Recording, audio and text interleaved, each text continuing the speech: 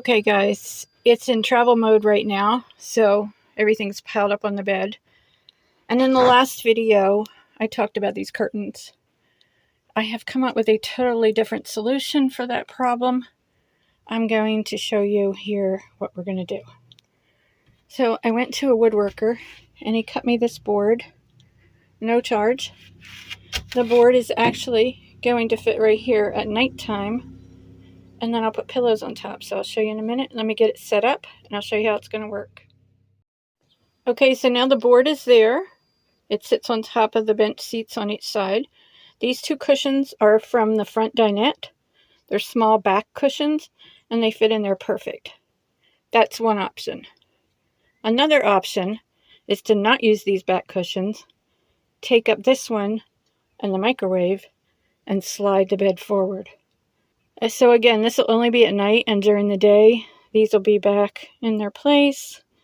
The floor space will still be available, and that board that I just had cut will be underneath the mattress and hidden. So I think this is a better solution. Gets me away from that back wall where it's cold. So now I'm going to show you something else that a friend did for me.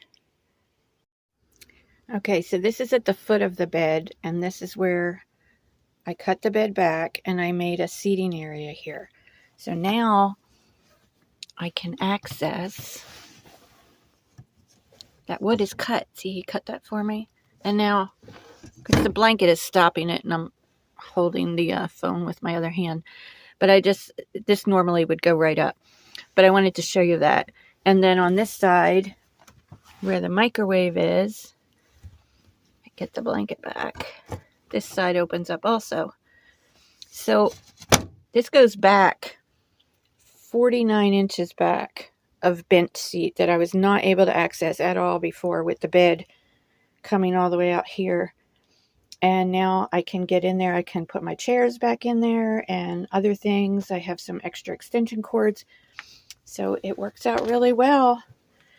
And there again that's all the floor space that I gained. It's 19 inches. See you next time, everybody. Be blessed and happy camping.